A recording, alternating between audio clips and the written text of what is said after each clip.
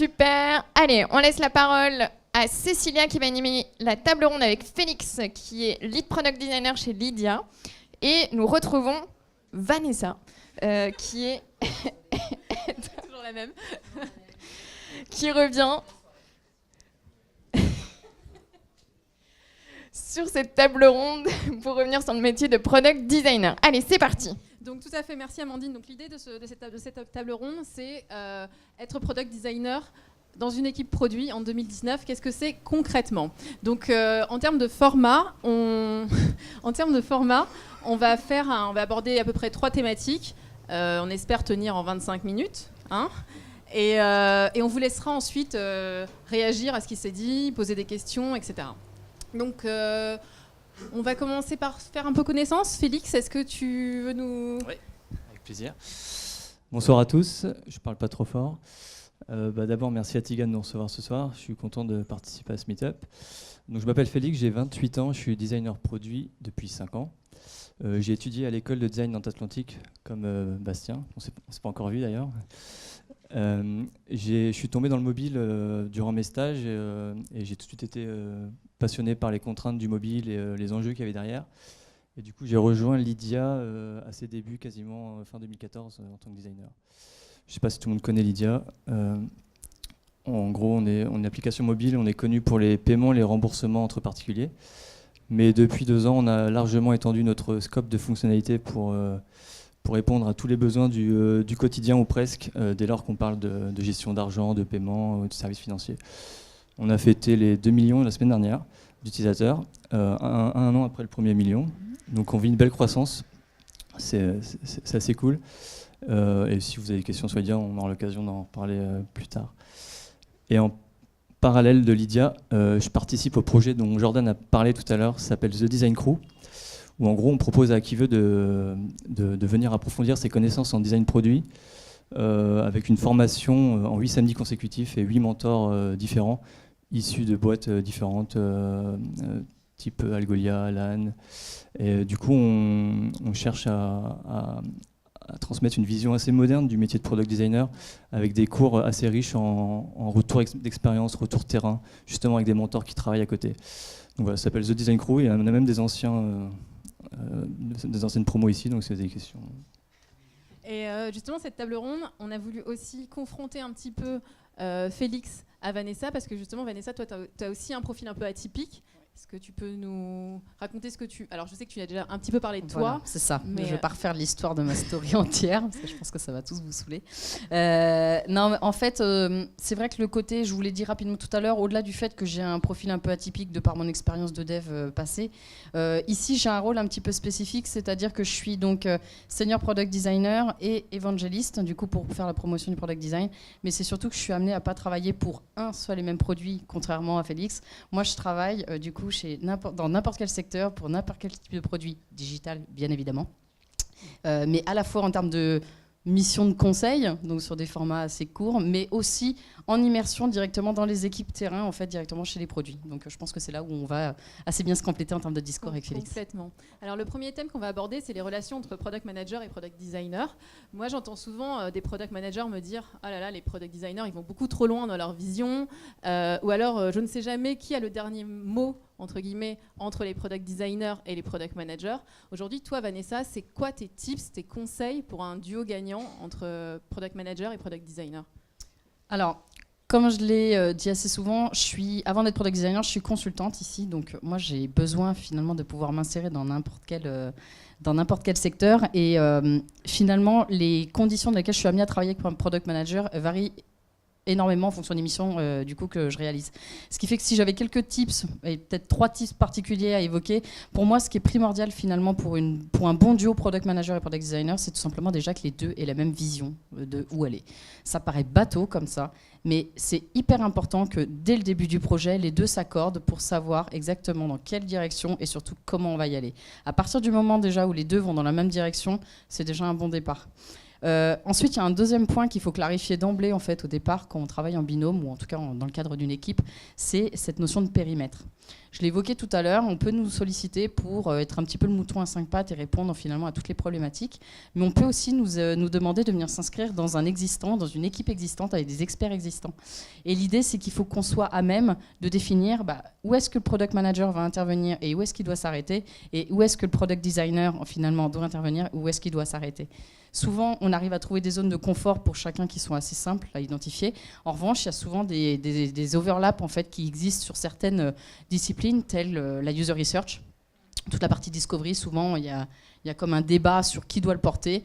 Et là, pour le coup, ça peut être un travail finalement de binôme aussi, qui peut être porté et pallier peut-être les manques ou les besoins de chacun. Et s'il y avait un troisième point, au-delà de ces deux démarches sur lesquelles je voudrais faire un focus, c'est les outils. Ça paraît bête comme ça, mais je l'ai évoqué tout à l'heure, travailler dans le produit, c'est travailler de façon collaborative.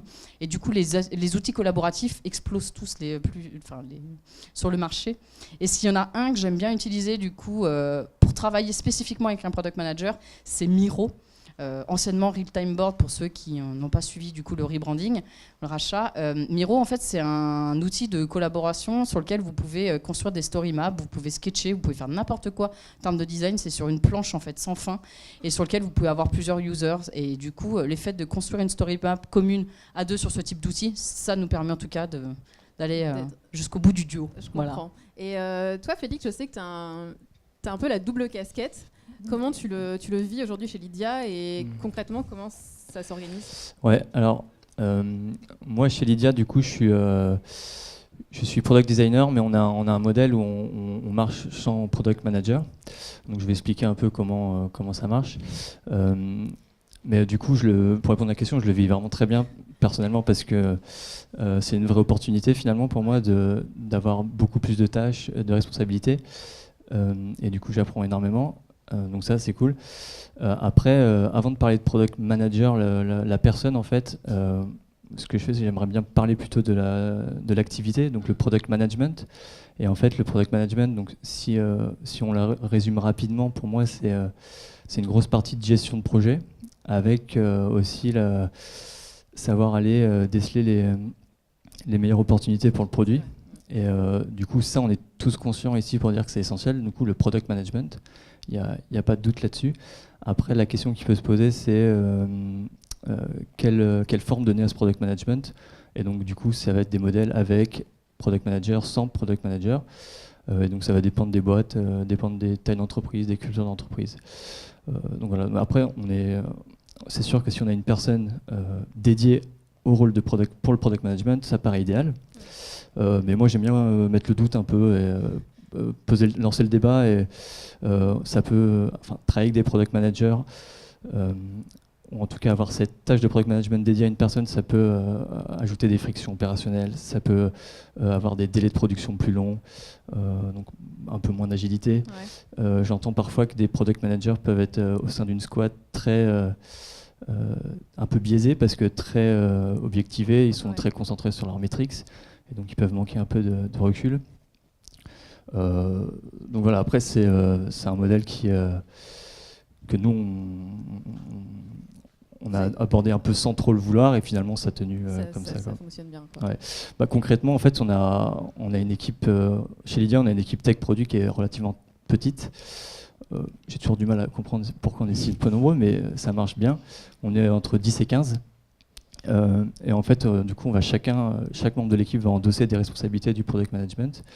Donc moi, par exemple, je m'occupe au quotidien de qualifier les to-do, de prioriser les to-do, donc sur les releases qui sont à venir, quelles sont les urgences en fonction du contexte. Je vais aussi faire un travail d'assignation, donc savoir quel développeur va être plus adapté pour travailler sur ce projet-là. Donc tout ça, pour moi, c'est peut-être le rôle d'un product manager, mais je prends énormément de plaisir à le faire. Et de plus en plus, je m'occupe aussi de tous les plans de tracking et toute l'analyse des données avec amplitude. Et ça, c'est la partie la plus intéressante. Je serais très frustré de ne pas le faire. Voilà. Et puis pareil, côté dev, en fait, eux, ils vont faire beaucoup de QA, beaucoup de tests fonctionnels. Ils vont faire beaucoup de qualifications de to-do plus techniques. Et qu'est-ce qu'ils font d'autre ? Ils font aussi beaucoup de... Pour moi, ce que fait très bien un product manager, les techs, ils vont trouver le compromis tech-produit. Souvent, là, nous, on va un peu trop loin. Et donc, c'est des discussions très intéressantes. Donc, on s'en sort comme ça. Après, c'est un modèle qui a des limites. C'est-à-dire que je pense qu'au niveau scalabilité, ça peut être difficile. Enfin, en tout cas, on ne peut pas rester comme ça, je pense, chez Lydia. Après, je dis ça, mais depuis 2 ans, on fait x10 en volume et on a beaucoup plus de fonctionnalités. Ouais. Et on arrive quand même à tenir le rythme comme ça. Mais les inconvénients, c'est scalabilité et aussi, surtout chez les devs, parce que moi, c'est pas un inconvénient, mais il y a moins de focus sur leur expertise, quoi. C'est-à-dire qu'ils vont pas 100% de leur temps coder. Ils vont aller chercher de l'info, ils vont devoir spécifier eux-mêmes des to-do. Et ça, tout le monde n'aime pas faire ça. Donc on essaie de recruter en conséquence, donc de préparer à ça. Mais parfois, au bout d'un an, ça peut créer un peu de turnover, quoi. Parce que les devs, il y a un moment, ils ont envie de coder, quoi. Et pas envie d'aller chercher, de qualifier des choses. Donc c'est un peu les limites, mais c'est un modèle qui j'essaie de tenir le plus longtemps possible. Okay. Et justement, tu parlais des développeurs. Pareil, moi j'entends aussi des développeurs qui me disent écoute, Cécilia, les product designers, ils ne consultent jamais. Ils font les trucs de leur côté, et après, on reçoit les maquettes, et puis en fait, on ne peut pas le faire. Et puis, on arrive toujours en bout de chaîne. Comment toi, aujourd'hui, Félix, tu gères ça? Et c'est quoi tes tips? Alors, niveau collaboration, je ne pense pas être le meilleur pour parler d'outils et de process. Je suis un peu à la rue là-dessus, je pense. Je ne connais même pas Miro. Ça s'appelait comment avant? Miro. Non. Mais je vais regarder. Et non, mais du coup, je pense là où je suis bon, en fait, c'est le plus dans le relationnel, donc vraiment l'affect. Ça se sent vraiment dans le produit quand il y a un bon relationnel, dans l'excellence, en fait. Et moi, les devs avec qui je travaille, j'ai la chance de travailler avec 2 iOS et 2 Android. Ouais. Et du coup, c'est vraiment au quotidien, je suis avec eux. Et donc, ça passe par des choses assez simples. Finalement, c'est ce que je disais. J'ai déjà fait un meet-up sur ce sujet-là. Je vais peut-être me répéter. Mais j'essaie de changer d'OS en fait régulièrement. Donc tous les 6 mois, en tout cas chez Lydia, de passer d'iOS à Android. Je me rends compte que je délaissais pas mal une équipe sur 2. Comme j'avais un iPhone, j'allais constamment voir l'équipe iOS. En général, et Android, ça peut créer des frustrations et du coup des tensions. Et ça, on le voit dans le produit après. J'essaye aussi de leur montrer vraiment sur quoi j'avance, mes explorations. Avant, c'était intéressant parce qu'on avait une configuration de bureau et ils voyaient mon écran. Ils étaient derrière moi, en fait, les devs mobiles. Et du coup, ils voyaient constamment sur quoi j'avançais.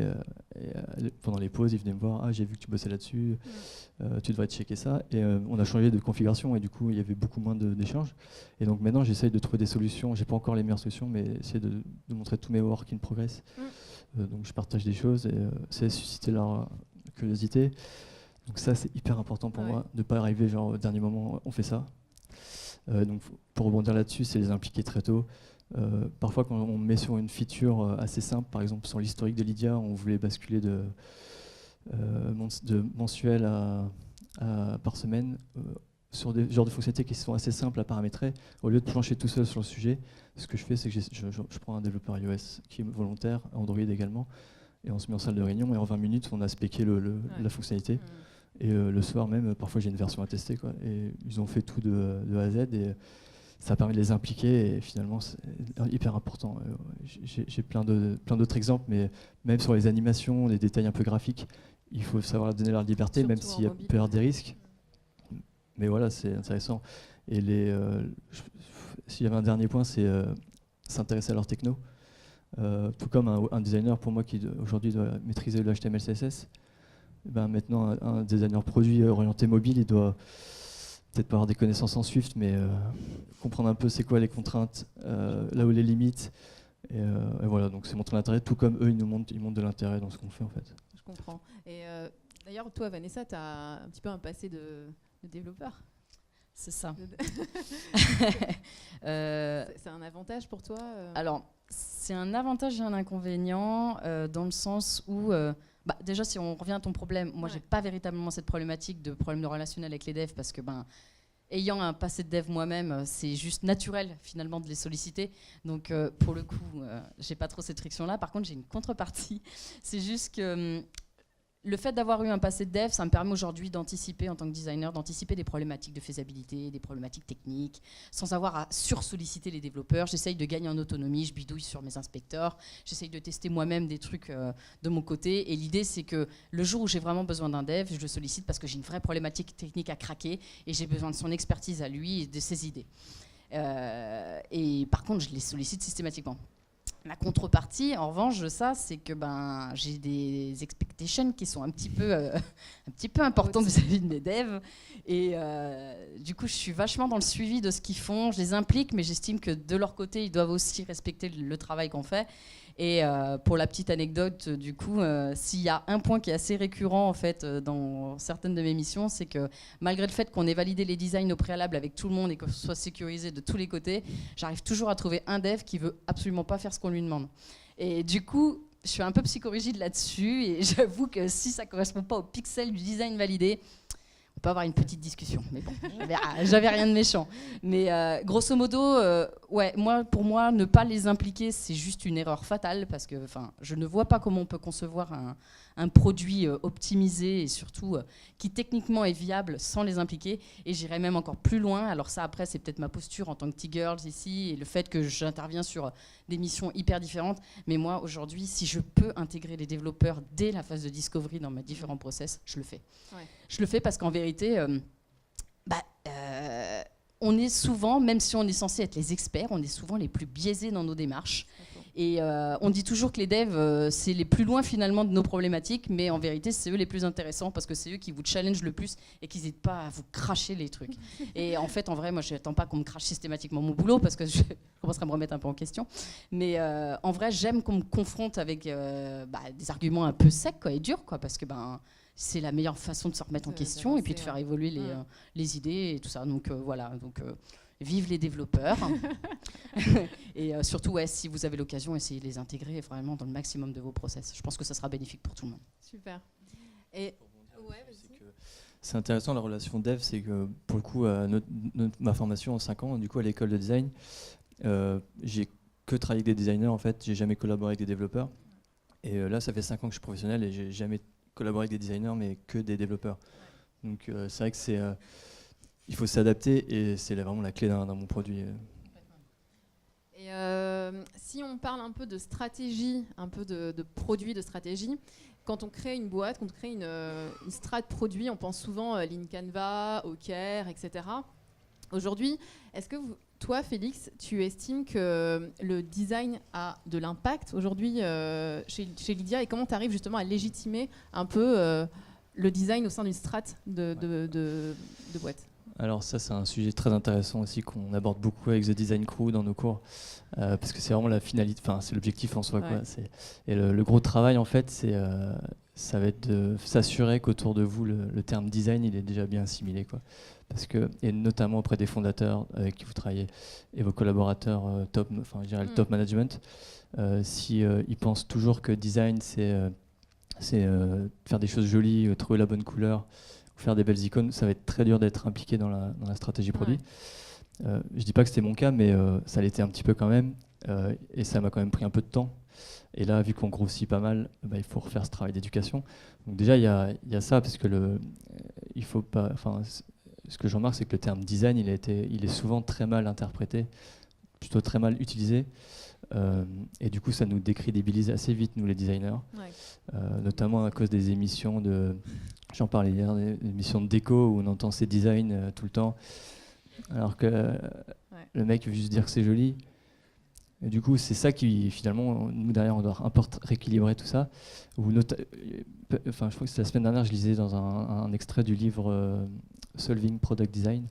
J'ai plus le nom de l'auteur, mais il mentionnait le produit Dribble en fait, qui est très très cool pour les designers, mais en fait le gros problème c'est que ça crée une véritable obsession du beau par rapport au fonctionnel, et malheureusement c'est la référence pour beaucoup de monde, notamment ceux qui recrutent des designers.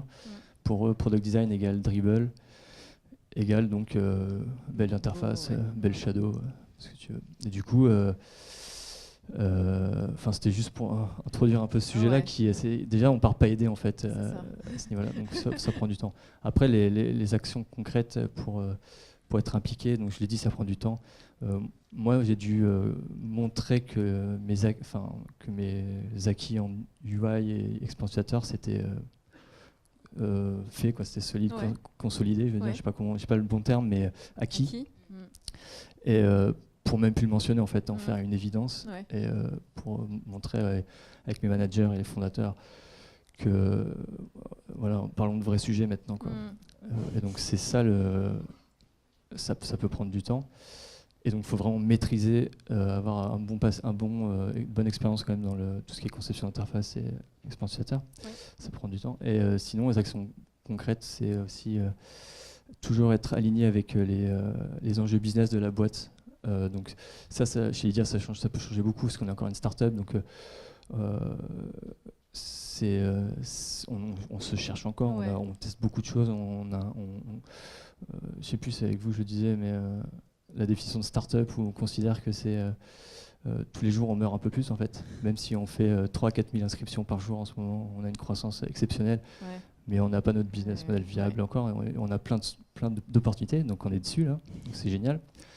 Mais donc ça change beaucoup. Donc moi en fait je m'efforce de savoir c'est quels les enjeux actuels de la boîte. Est-ce qu'on est sur des problématiques d'acquisition ou plutôt de monétisation et tout ça, moi je vais voir derrière, je vais adapter mon travail en fait pour apporter de la valeur à tout ça. C'est aussi maîtriser parfaitement le marché, ça c'est peut-être bête à dire, mais toute la concurrence, tout le secteur de la fintech, je passe beaucoup de temps dessus, beaucoup de lectures. Il faut savoir ce qui se fait, ce qui plaît aux gens, ce qui n'a pas plu, ce qui n'a pas marché. On n'a pas le temps en fait, on n'a pas le temps de faire des erreurs que des gens ont déjà fait en fait. Et donc ça prend du temps et voilà, designer produit, c'est pas que faire l'interface et rester dans son coin. Et c'est au-delà de l'enjeu, il y a aussi la vision globale de la boîte, quoi, savoir où Lydia veut aller finalement. C'est beaucoup ancré dans la tête des fondateurs, mais ça il faut aller le chercher. Donc ça passe beaucoup par il faut s'imposer. C'est vraiment pas rester dans son coin. C'est beaucoup d'informations. Ouais, c'est ça. Il y a beaucoup de discussions off en fait où il faut essayer d'intervenir, être présent et trouver sa place aux réunions importantes, quoi. Et c'est pas gagné. Et prendre sa place aussi, non ? Pas trouver sa place. Prendre sa ouais, place. puis après, bien sûr, il y a du travail après pour la prendre, quoi. Mais c'est hyper intéressant et c'est évident que le product designer, il a un enjeu énorme sur la stratégie produit, de par qu'il la conçoit tout simplement, quoi. Ok. Et est-ce que tu veux rajouter un truc, Vanessa, ou non ? Écoute, non. Il a bien résumé. fait le tour de la situation. Et le thème même de cette table ronde, c'est être product designer en 2019 dans une équipe produit. Qu'est-ce que c'est ? Est-ce que vous pourriez résumer, enfin définir pour vous qu'est-ce que c'est qu'un product designer en 2019 ? Alors moi, je vais me permettre de faire un petit rebond avec forcément la présentation que j'ai faite en tout début de cette soirée. Pour moi, j'estime aujourd'hui qu'un product designer, aujourd'hui et demain surtout, et c'est pas parce que je suis consultante que je vous dis ça, mais je pense que ça doit être tout simplement en fait un caméléon. Un caméléon, pourquoi ? Parce que j'estime que les product designers qui s'en sortiront le mieux aujourd'hui et demain, forcément, ce sont ceux qui sont capables de s'adapter à n'importe quelle situation. Alors quand je dis ça, je dis juste qu'un caméléon, ça ne doit pas vraiment avoir de biais. Ça doit être capable d'adresser avec la même énergie, le même enthousiasme, n'importe quelle problématique. Et à partir du moment où finalement on répond déjà à ces deux points-là, je pense que le product design, en tout cas où le product designer a une longue vie devant lui. Super. Et toi, Félix ? Alors moi j'aime souvent dire que je me considère comme l'avocat des utilisateurs, vraiment leur défenseur. Je suis constamment de leur côté et c'est un gros travail finalement parce que plus on grossit, plus il y a d'opérations qui sont mises en place, par exemple marketing, on va des opérations de push. Ouais. J'en parle souvent de cet exemple et je me dois d'intervenir parce que parfois ils segmentent beaucoup trop large et du coup c'est très agressif et moi j'ai pas envie que le taux d'acceptation des push il baisse et surtout que maintenant sur iOS on peut les activer d'un swipe. Du coup c'est là où je me considère défenseur des utilisateurs pour prendre leur défense tout simplement et éviter toutes les méthodes qui vont être un peu piégeuses pour eux. Où on demande d'orienter l'utilisateur vers telle option. Et donc voilà, finalement, c'est faire l'équilibre entre les enjeux business et l'expérience utilisateur optimale pour l'utilisateur. Okay. Et donc c'est vraiment prendre leur défense. Et je parle de produits, mais ça va aussi dans le contenu. Finalement, quand on écrit des articles, quand on fait des offres comparatives par exemple, avec des produits qu'on fait, et ben, quand on va venir, on va pas mentionner le concurrent qui est gratuit. Eh ben, je veux pousser pour qu'on l'ajoute. Ah ouais. Ça va jusqu'à là en fait. Je pense le parti pris des défenseurs utilisateurs, c'est aussi mettre à la place du lecteur. Lui, il veut voir le concurrent gratuit. Ouais. Donc c'est un exemple que je donne aussi. C'est tout niveau, quoi. Ok, super. Ben, merci à vous deux. On va prendre des petites questions si vous en avez. Amandine. Non, il n'y a pas de question. Ah, si. Amandine. Ah, ok. Je n'avais pas vu que tu avais... Qui le premier? La première. Honneur aux dames. Bonsoir. Moi, j'avais une petite question, notamment en fait sur l'implication des devs en fait dans les process product. Est-ce que vous avez déjà essayé de faire du tech driven, c'est-à-dire en fait de leur donner la main sur les features product et de les laisser en fait gérer d'eux-mêmes la feature et de voir en fait jusqu'où ils vont en les aidant et en fait en leur donnant les guidelines, en tout cas le cadre de jeu dans lequel ils pouvaient évoluer. Si vous avez déjà essayé. C'est même pas qu'on a essayé, c'est qu'on le fait très souvent en fait. Ils ont beaucoup la main les devs mobiles. En fait, je sais pas si je l'ai précisé, moi je suis le seul designer produit chez Lydia aussi, et on a peut-être une vingtaine de fonctionnalités, une quinzaine de produits. Du coup, je pourrais jamais faire tout seul. Donc c'est ce qu'on fait, c'est ce qu'on fait sur des features qui demandent moins de recul et moins de recherche. Les développeurs sont très autonomes en fait, et ils sont je peux le dire, exceptionnel. Du coup, j'interviens quand même à des moments, quoi. Mais ils ont clairement le lead. En fait, ils sont autant responsables du produit que je le suis. C'est ça un peu l'idée chez Lydia. Tout comme les développeurs back-end, j'en parle pas trop parce que j'ai moins d'interaction avec eux. Mais j'essaye un petit peu de les impliquer. Ils aiment bien quand même. Mais on est tous responsables, c'est un peu le mode.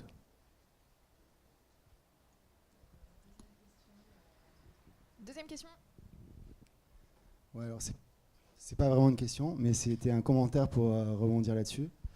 En fait, chez nous, déjà, il y a une technical week pour les développeurs qui peuvent du coup prendre la main. En fait, c'est un peu un sprint technique. Donc, de temps à autre, en fait, on relâche un peu la pression au niveau du produit et les devs peuvent faire un sprint, justement, en prenant un peu leur destin en main et en faisant juste des stories techniques. Là, c'était pour la première chose, et je voulais aussi rebondir au niveau de la collaboration entre les devs et les designers. Alors nous, un truc qu'on a fait qui marche plutôt pas mal, d'ailleurs c'est pas juste avec les devs, mais c'est un peu avec d'autres parties prenantes, c'est on fait une design review toutes les semaines. Donc c'est en fait une réunion en avance de phase par rapport au sprint prochain, entre le designer qui va proposer les designs, il va y avoir des devs, il va y avoir le customer support, il va y avoir le PO, il va y avoir tous les gens en fait qui vont être force de proposition sur les designs. Et ça, je trouve que c'est quelque chose qui a vachement fluidifié en fait les échanges au niveau du design, et surtout le fait que les devs se retrouvent pas en bout de chaîne, effectivement, à accepter des maquettes et à pas savoir ce qui se passe. Ouais, c'était juste ça. Okay. Est-ce qu'on a une dernière question? Oui. Bonsoir, merci beaucoup pour les talks. J'avais une question par rapport à pour savoir si les product designers devaient avoir une notion de business dans leur palette de skills ou pas. C'est tout. Ouais, c'est un gros plus, je pense. On en parle c'est les compétences extended entre guillemets, où moi je suis très attiré personnellement pour le côté marketing. Trouver les bons mots, j'essaie d'intervenir un maximum, et du coup business, ça me paraît essentiel en fait d'avoir des notions, en tout cas de s'inspirer des gens qui sont en charge de ça pour le faire refléter dans le produit. Et moi j'ai du mal à concevoir une feature qui est monétisable, qui doit être monétisée, en tout cas si j'ai pas tous les enjeux business, si j'ai pas assimilé c'est quoi l'idée derrière, quoi. Et donc, ouais, il faut que ça me parle. Et puis, c'est toujours intéressant de monter en compétence sur ces sujets-là, je pense. Ouais, moi, je vais contrebalancer un petit peu Je vais me permettre de faire un petit peu Non, alors voilà, j'ai plus de place dans mon framework, donc je ne vais pas pouvoir ajouter cette case-là. Comme je l'évoquais tout à l'heure, en fait, sur la partie product ownership et la partie analytics, je pense qu'aujourd'hui, c'est intéressant, voire même essentiel pour certains, que les product designers comprennent certaines KPI, les impacts finalement de ces chiffres-là, et finalement que ça drive un petit peu leur design. En revanche, qu'ils aient des vraies notions de business, je ne pense pas que ça soit quelque chose de mandatory aujourd'hui. Je pense encore que c'est un nice to have, c'est cool. Plus on a de cordes à son arc, plus on va être à même d'anticiper des problématiques ou de répondre à certaines problématiques données. Mais si on demande encore à un designer en fait d'avoir des compétences mandatory en business, enfin je veux dire à un moment donné on va demander au designer de savoir juste tout faire sur terre quoi. Et il y a un moment on a juste des limites aussi quoi. Pardon, oui. Et la limite en fait au bout d'un moment c'est le plaisir aussi, c'est l'envie qu'on a envie de donner à son produit. On peut être expert full stack dans énormément d'expertise, on aura toujours quelque chose qui va nous faire entre guillemets vibrer. Et si tu veux devenir product designer avec une forte appétence pour le business, je pense que ça peut être super intéressant, mais tu auras un profil quand même un peu à part et va falloir que tu consolides finalement cette volonté de développer cette case business par d'autres choses qui vont servir cette expertise de business. Ou alors tu décides véritablement de ne faire que ça, mais dans ces cas-là, est-ce qu'on pourra encore te considérer comme un product designer? J'en suis pas certaine. Ouais. Bah alors, c'est ça. Exactement. Bah, puis, ouais. Puis même au-delà de ça, si à un moment donné, en fait, tu es acteur de l'ensemble des phases finalement de développement de ton produit, est-ce que tu n'es pas trop biaisé? Est-ce que tu as assez de recul? Est-ce qu'à un moment, ça fait sens que tu aies à la fois vision sur le business et que tu aies à la fois une vision sur le très opérationnel développement. Enfin, je pense que chaque structure sa problématique. Tu l'as très bien évoqué par rapport à Lydia, c'est un modèle qui est assez atypique, mais qui fonctionne pour le moment parce que vous êtes tous investis d'une certaine façon. Je pense qu'aujourd'hui, si on veut se lancer là-dedans, on peut remettre en question cette carte, du coup, en tout cas, cette étiquette de product designer. Mais ça t'empêche pas d'y aller si vraiment c'est quelque chose que ça te fait kiffer. Alors du coup, j'avais juste une dernière question par rapport à ça. Du coup, si le product designer il n'a pas de dimension business, ça veut dire que tu ne peux pas faire ce qu'il fait à Lydia, par exemple, où il n'y a pas de product manager. Parce que du coup, product manager, une grosse dimension, c'est quand même le choix des fonctionnalités qui doit être aussi, qui doit prendre en compte le business. Je suis d'accord avec toi, mais c'est pour ça que c'est ce que je disais tout à l'heure. Enfin, tu peux avoir des connaissances ou des notions business, mais alors à ce moment-là, est-ce que tu n'es pas plus product manager que tu n'es product designer? Je pense en fait que c'est l'étiquette qu'on a donnée. Mais évidemment, Félix. Je vais faire une précision, c'est que chez Lydia, on a quand même un Chief Operation Officer qui est chargé aussi de tous ces sujets-là. On a aussi un CTO qui est un cofondateur, qui a aussi une casquette de CPO, puisque c'est la tête pensante du produit, qui est très présent. Donc c'est quand même ils ont pas le rôle de PM, mais ils abordent ces sujets-là et ils m'en parlent. Et c'est avec eux que je travaille comme ça. Super, merci à tous les deux, on vous applaudit bien fort.